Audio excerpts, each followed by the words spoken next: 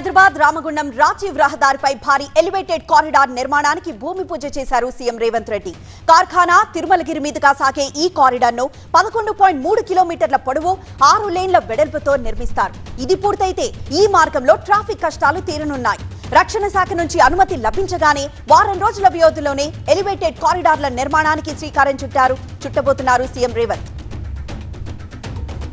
BRS working president KTR ను మరోసారి target చేశారు సీఎం రేవంత్. అప్పుడు కేసీఆర్ సచ్చుడో తెలంగాణ వచ్చుడో అని దీక్ష చేశారు. ఇప్పుడు కేటీఆర్ సచ్చుడో నగరానికి నిధులు వచ్చుడో తేలాలి అని వ్యాఖ్యానించారు. కేంద్ర నిధుల కోసం కేటీఆర్ ఆమరణ నిరాహార దీక్ష చేయాలని సూచించారు రేవంత్. ఎన్నికల తర్వాత సీఎం రేవంత్ మరో ఏక్నాథ్ షిండే, హిమంత్ బిశ్వ శర్మ అవుతారని, 10-15 మంది ఎమ్మెల్యేలతో రేవంత్ బీజేపీలో కలుస్తారని సంచలన వ్యాఖ్యలు చేశారు కేటీఆర్. పార్లమెంట్ ఎన్నికల్లో కాంగ్రెస్ కి ఒక్క ఓటు వేసినా బీజేపీకి వేసినట్టేనన్నారు. రేవంత్ కు కౌంటర్ ఇచ్చారు ఆయన.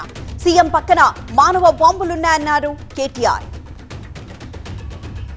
చంద్రబాబు పేరు చెబితే మోసాలు గుర్తుకొస్తాయన్నారు సీఎం జగన్. పొదుపు సంఘాలు రుణాలు మాఫీ చేస్తామంటూ మోసం చేశారన్నారు. తాకట్టు పెట్టిన బంగారాన్ని విడిపిస్తామని దగా చేశారని, సిలిండర్ పై సబ్సిడీ ఇస్తామని చెప్పి ఆ పని చేయలేదని విమర్శించారు. బెల్ట్ షాపుల విషయంలో కూడా ఇచ్చిన హామీలను చంద్రబాబు అమలు చేయలేదన్నారు సీఎం జగన్.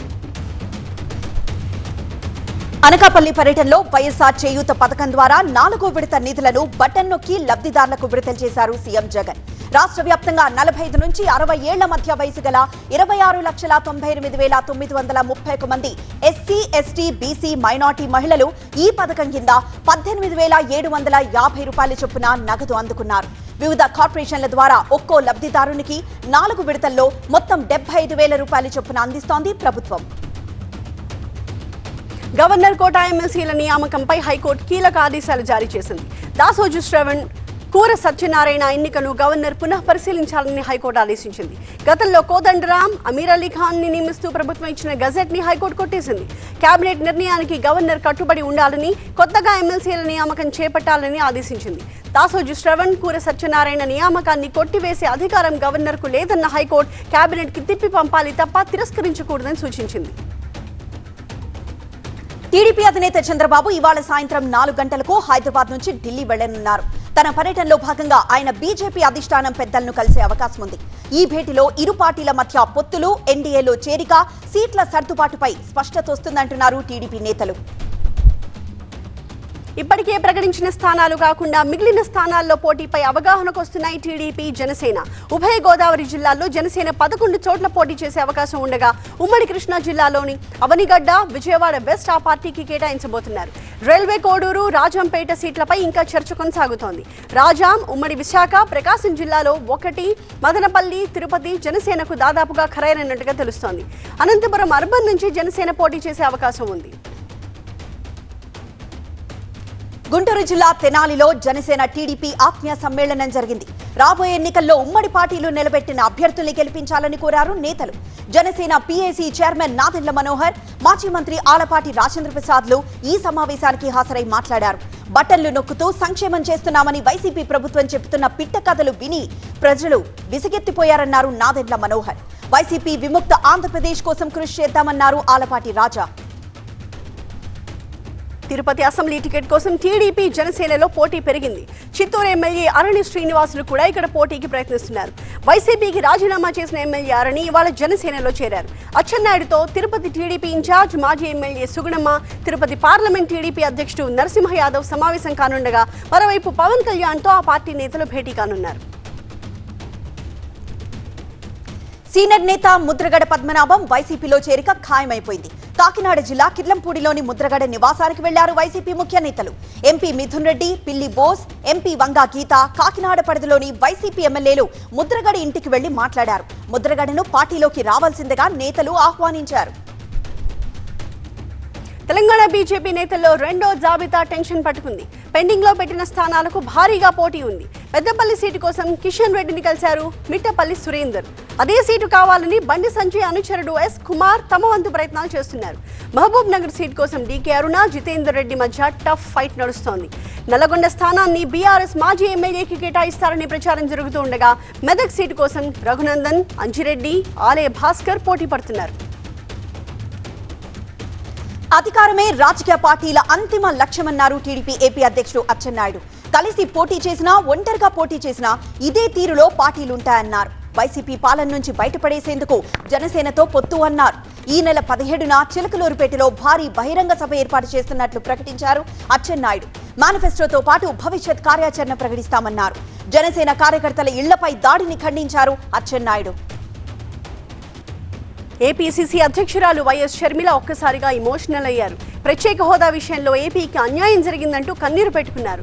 పార్టీ ఏర్పాటు చేసిన న్యాయ సాధన ప్రతిజ్ఞ కార్యక్రమంలో ముఖ్య అతిథిగా పాల్గొన్నారు షర్మిల.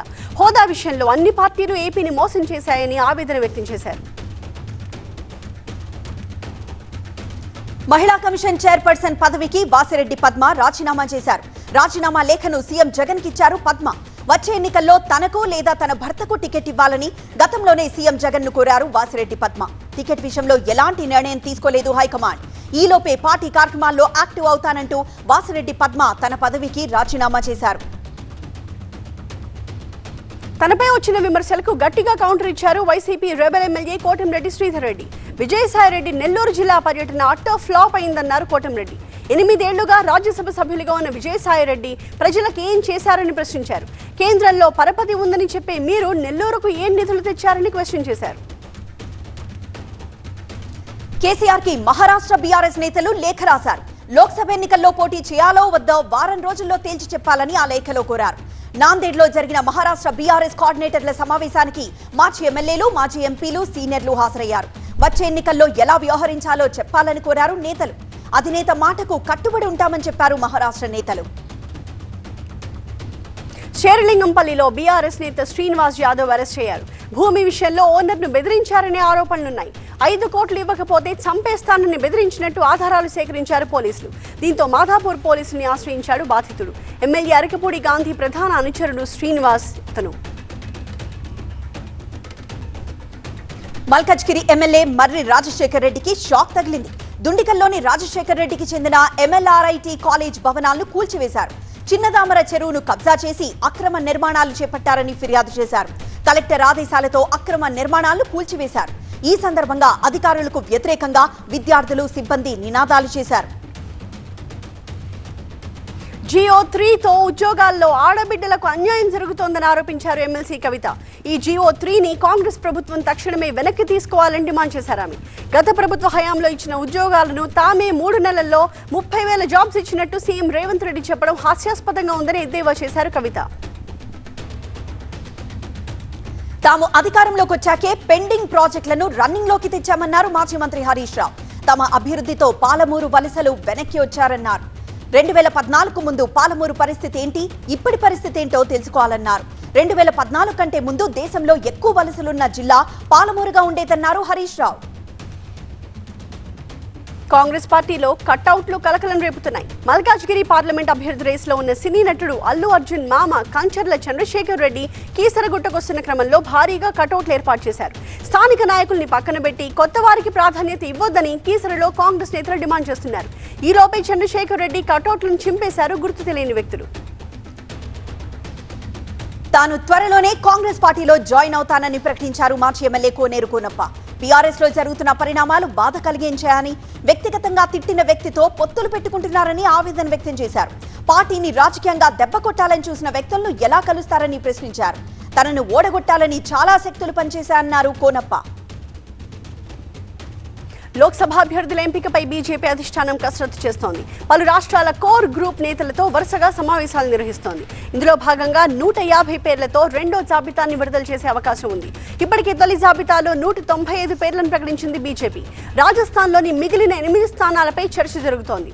హర్యానాలోని 10 సీట్లలో ఒంటరిగానే పోటీ చేస్తోంది. మహారాష్ట్ర కోర్ గ్రూప్ భేటీలో బీజేపీ పోటీ చేసే స్థానాలపై చర్చించి నిర్ణయం తీసుకుంటున్నారు. ఇవాళ ఢిల్లీలో కాంగ్రెస్ సెంట్రల్ ఎలక్షన్స్ కమిటీ సమావేశం జరగనుంది.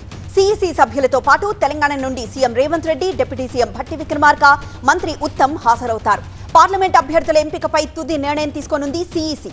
తొలి జాబితాలోనే తెలంగాణలో కనీసం 10 మంది అభ్యర్థులను ఎంపిక చేయనుంది. రష్యా యుక్రెయిన్ యుద్ధంలో హైదరాబాద్ యువకుడు బలైపోయాడు. ఉద్యోగం కోసం రష్యా వెళ్లిన యువకుడు యుద్ధంలో ప్రాణాలు కోల్పోయిన విషయం ఆలస్యంగా వెలుగులోకి వచ్చింది. యువకుడిని మహమ్మద్ అఫ్సాన్గా గుర్తించారు అధికారులు. అతని మృతిపై బీఆర్ఎస్ నేత కేటీఆర్ విచారం వ్యక్తం చేసి అతని కుటుంబ సభ్యులకు సానుభూతి ప్రకటించారు. అఫ్సాన్ మృతదేహాన్ని ఇండియాకి తీసుకురావాలని కేంద్రాన్ని కోరారు.